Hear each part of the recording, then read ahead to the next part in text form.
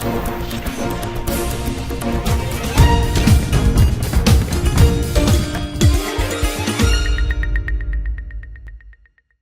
Express देख रहे हैं आप। मैं हूं आपके साथ संगीता राव। पुलिस व बदमाश के बीच हुई मुठभेड़ में बदमाश के पैर में लगी गोली। कुछ दिन पूर्व गौसरपुर गांव में हुए पथराव व फायरिंग में था आरोपी। पुलिस ने आरोपी को किया था गिरफ्तार। आरोपी तमंचे से फायर करते हुए कमरे में हुआ था कैद। थाना पुलिस तमंचे की बरामदगी के लिए ले गई थी उसको अपने साथ। आरोपी ने पुलिस को धक्का देकर भगाने का किया था प्रयास। आरोपी ने छुपाए हुए तमंचे से पुलिस पर किया था फायर। पुलिस अधीक्षक महोदया द्वारा वांछित अभियुक्तों की धरपकड़ हेतु कल रात एक विशेष अभियान चलाया गया, जिसमें कमालगंज पुलिस को भारी सफलता प्राप्त हुई है। थाना कमालगंज में गौसपुर में कुछ दिन पहले झगड़ा हुआ था, जिसमें एक अभियुक्त मंचा चला रहा था और बाकी अभियुक्त थे। उनमें से 3 अभियुक्तों को थाना कमालगंज पुलिस द्वारा गिरफ्तार किया गया। गिरफ्तार शुदा अभियुक्त मान हुसैन, उसके पास एक तमंचा था। उसने कहा कि मैं पुलिस पार्टी को बरामद करा दूंगा। जब पुलिस पार्टी बरामद करने गई तो एक कांस्टेबल को धक्का देके छुपाए गए तमंचा से मान हुसैन ने पुलिस पार्टी में फायरिंग की। जवाबी फायरिंग में अभियुक्त घायल हो गया। अभियुक्त बहुत ही साथी किस्म का अपराधी है। अभियुक्त के खिलाफ मलाड ईस्ट मुंबई में 307 के मुकदमे हैं। कुल आधा दर्जन से ज़्यादा मुकदमे अभियुक्त के खिलाफ है। अभियुक्त के पास से तमंचा, खोखा कारतूस, जिंदा कारतूस बरामद हुए हैं। अन्य आवश्यक वैधानिक कार्रवाई की जा रही है। रायबाग तालुके के कुडाली कस्बे में बागी गोल्डन एकेडमी में अध्ययनरत और नीट में अच्छा प्रदर्शन करने वाले तथा चिकित्सा एवं तकनीकी शिक्षा के लिए चयनित छात्रों के लिए एक सम्मान समारोह का आयोजन किया गया। कार्यक्रम में कुडाची विधायक महेंद्र तमनवार ने उत्कृष्ट प्रदर्शन करने वाले छात्रों को सम्मानित किया और उनके भविष्य के लिए शुभकामनाएं दी। इस वर्ष 2025 में गोल्डन बागी एकेडमी से अध्ययनरत और नीट में रैंक प्राप्त करने वाले 6 छात्रों ने MBBS, 28 छात्रों ने BMS और BHMS, एक BDS और 42 लोगों ने विभिन्न विषयों में तकनीकी शिक्षा के लिए चयन प्राप्त करके संस्थान का नाम रोशन किया है। हमारे गांव में एक इंकलाब आ चुका है और लोग तालीम हासिल करना चाहते हैं। एक ज़माना था कि स्कूल की फीस देना या आपका बच्चा कौन सी क्लास में पढ़ रहा है, कौन से स्कूल में पढ़ रहा है, ये किसी को भी पता नहीं लगता। आज हम देख रहा हूँ, तकरीबन 10-20 साल से मैं देख रहा हूँ कि बहुत बड़ी तब्दीली आ चुकी है। हमारा कुर्सी गाँव जिसमें लाइट नहीं थी, टॉयलेट नहीं थे, आज हमारा एक खेड़ा दे रहा है, एक टाउन बन चुका है और यहाँ पर बाहर से लोग पढ़ने के लिए आ रहे हैं। मैं उम्मीद करता हूँ कि यहाँ पर कोई तालीम का इंतजाम आया है। हमारे जो लोग यहाँ पर हैं, हमारे जो पढ़ने वाले बच्चे हैं, जिनके माँ बाप में भी तब्दीली आ चुकी है, बच्चों में तब्दीली आ चुकी है, लोग पढ़ना चाहते हैं, हमारा असातिज़ा बेहतरीन काम कर रहे हैं।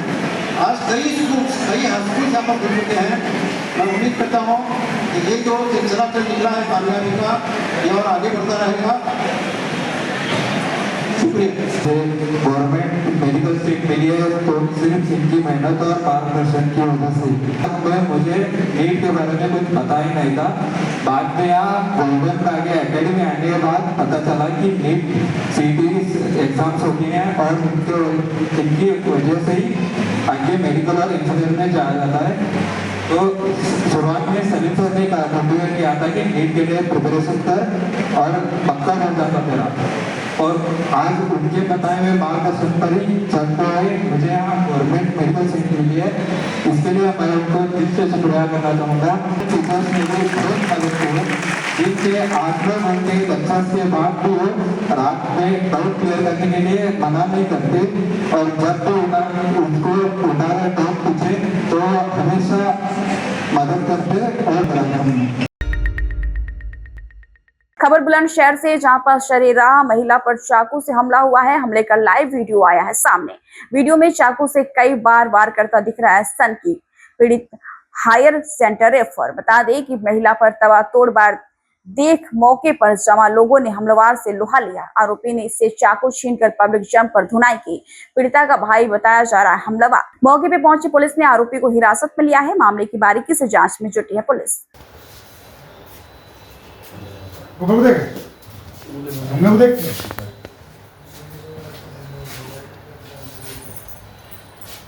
नाम क्या है? आंसू। कहाँ के रहने वाले हो? मंडावरे का। क्या बात है? बात ये थी, इसके हमने 5-6 साल पहले शादी कर दी। 2 बालक इस पे, एक लड़की एक लड़का। 1 साल तक सही रही। जब दूसरे साल स्टार्ट हुई, इसने दूसरे से संबंध बना लिया। दूसरे साल बीत गए।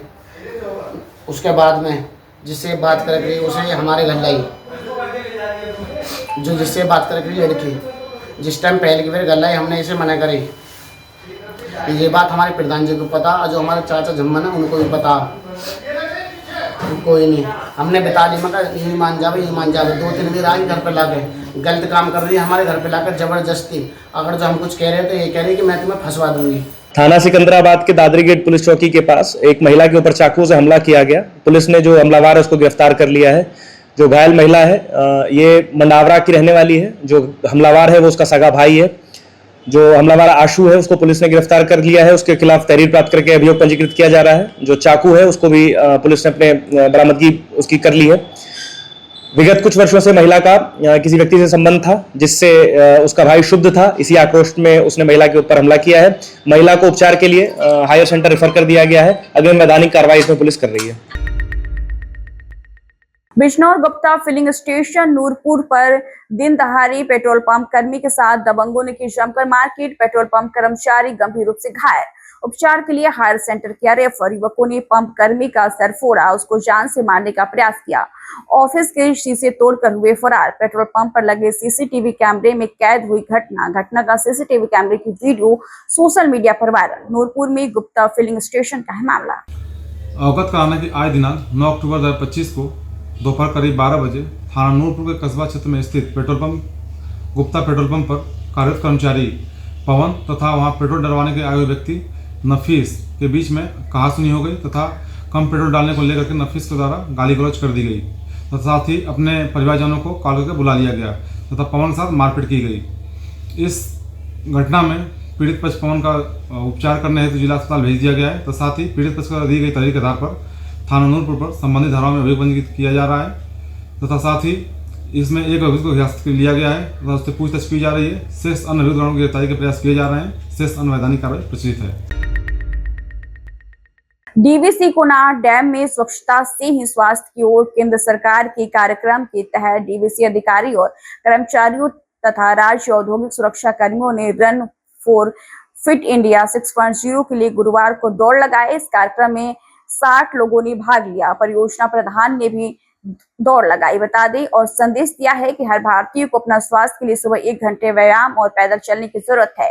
इससे युवक भारत के विकास और प्रगति के लिए बहुत जरूरी है। प्रधानमंत्री के 2047 के विजन के लिए हर भारतीय को प्रयास करना है। देश के विकास में डीवीसी कदम से कदम मिलाकर चल रही है। अगस्त 2019 में शुरू किया गया था।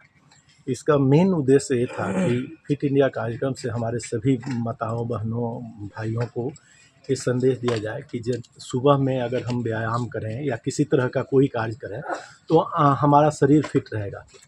शरीर फिट रहेगा तो ब्रेन भी फिट रहेगा, फिर हम उत्पादकता के तरफ और आगे बढ़ेंगे। जो अभी हमारे ऐसे भी हमारी दुनिया में नाम हो रही है। Honourable prime minister Shri Narendra Modi के द्वारा मतलब डिफरेंट कार्यक्रम और जो भी हमारा जीडीपी है इंडिया का अभी विश्व में सबसे ज़्यादा है। तो एक तरह से ये अचानक ये कैसे बढ़ा?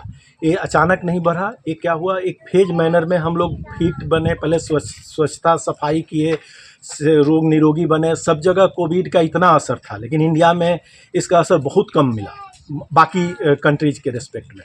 तो धीरे धीरे हम निरंतर आगे बढ़ रहे हैं। फिट इंडिया कार्यक्रम से हमारे बच्चों को, हमारे बहनों को, माताओं को, हमारे जो भी हमारे भाई हैं, मेरे चाचा पूर्वज हैं, सब अच्छे से मतलब सुबह में अपना कुछ दैनिक कार्यक्रम में अपने शारीरिक व्यायाम को इंक्लूड करें। वो व्यायाम कोई ज़रूरी नहीं कि वॉकिंग करें, सब काम छोड़ के वैसा नहीं है। काम में ही दौड़ेंगे, पैदल चलें, बाइक छोड़ के पैदल चलें, गाड़ी छोड़ के पैदल चलें, तो एक अपने आपने व्यायाम हो गया। आजकल एक चलन होते आया था कि हमारे यंग जनरेशन क्या करते थे, सुबह तो खूब लोग दौड़ते थे, सुबह आधा घंटा दौड़ते थे और ऑफिस में कुर्सी जमा के बैठ जाते थे। वो मेरा एक संदेश है कि ऑफिस में कुर्सी जमा के बैठने से अच्छा ऑफिस में भी दौड़ के काम करें। उससे हमारा प्रोडक्टिविटी भी बढ़ेगा, शारीरिक व्यायाम भी हो जाएगा, तो समय मैनेज करने में कम परेशानी नहीं होगी। जो सुबह 1.5 घंटा 2 घंटा ऑफिस में उसके कारण लेट आ रहे हैं, ये सब कम हो जाएगा।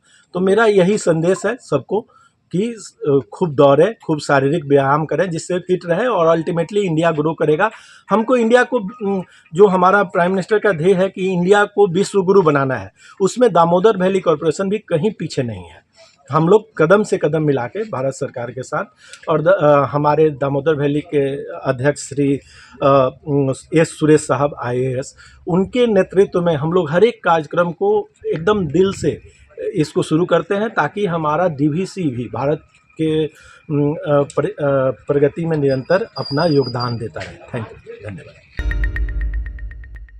खबर जोधपुर से, जहां पे छसारन नगर ब्रिज के पास जोधपुर डिस्कॉम की बिजली ठीक कराने आई टीम के सदस्य गणेश प्रजापत के करंट से झुलस कर नीचे गिर गया और उसके पेट में सरिया घुस गई, जिससे वो घायल हो गया है। घायल होने के मामले में पुलिस ने आरोपी और दोषी डिस्कॉम अधिकारी और कंपनी के खिलाफ भाई की रिपोर्ट पर मुकदमा दर्ज कर जांच शुरू की है।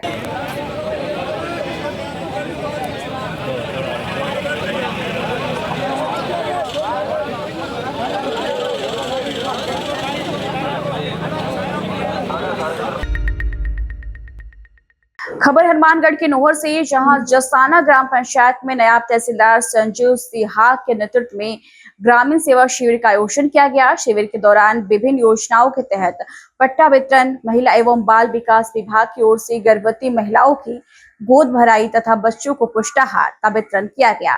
शिविर में चिकित्सा विभाग द्वारा जांच और उपचार की सेवाएं उपलब्ध कराई गई।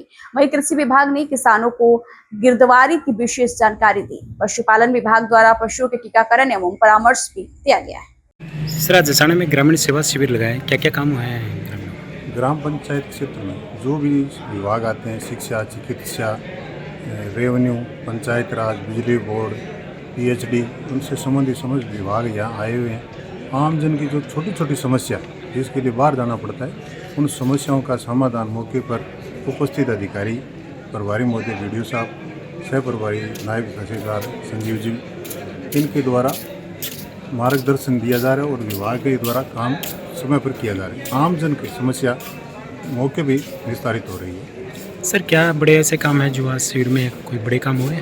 हाँ, सबसे बड़े काफ़ी समय से अटके हुए सामान, जैसे सार्वजनिक जगह जोड़ या अन्य जो सार्वजनिक पार्क की जगह, वो उस पर कब्जे हो रहे थे, उसके लिए आरक्षित की गई जगह ग्राम पंचायत द्वारा उनका मौका निरीक्षण कर और उसकी जगह के लिए, जोड़ के लिए और सार्वजनिक जगह के लिए रानी मोदवाड़ी में आरक्षित की गई है। सबसे बड़ा काम जहाँ अतिक्रमण को रोकने के लिए किया गया है।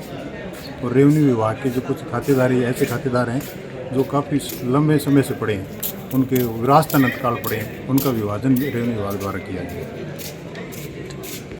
आज ग्रामीण सेवा शिविर जसाना ग्राम पंचायत में शुरू है। सुबह 10 बजे तक 5 बजे का टाइम है और इसमें किसानों से जुड़ी हुई या आम नागरिक से तमाम जो समस्या है उनका समाधान एट ए टाइम किया जा रहा है।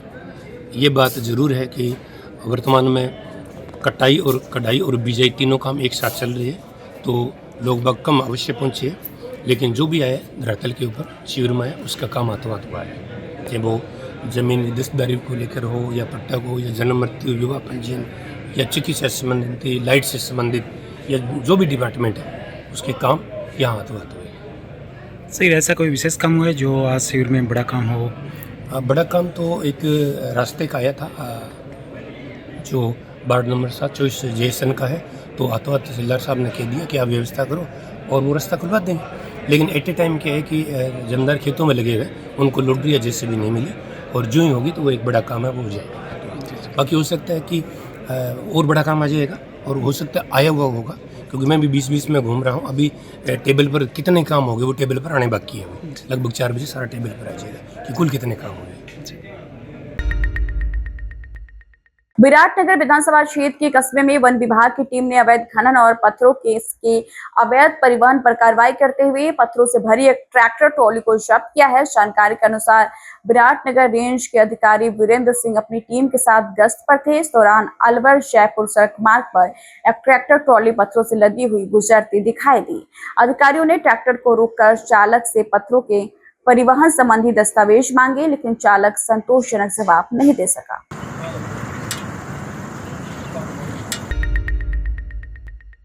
डिंडवाना से निकलने वाले किशनगढ़ हनुमानगढ़ मेगा हाईवे पर रहमान गेट के नजदीकी की जा रही नाकाबंदी के दौरान कुचामन की तरफ से आ रही एक कार को रोका तो एक युवक कार रुकते ही भागा तो पुलिस ने कार की जांच की तो कार में ले जाए जा रही नशे की खेप मिली है। कार में 3 बोरियों से भरकर ले जाया जा रहा था डोडा पोस्ट, जिसका वजन 66 किलो 110 ग्राम पाया गया, जिसको पुलिस द्वारा जब्त किया गया है। वही पुलिस द्वारा एक आरोपी राहुल खान को गिरफ्तार किया गया है। वही दूसरा आरोपी पंकज सियाग नाकाबंदी में कार रुकवाने ते ही जांच के दौरान मौके से भाग निकलने में कामयाब हो।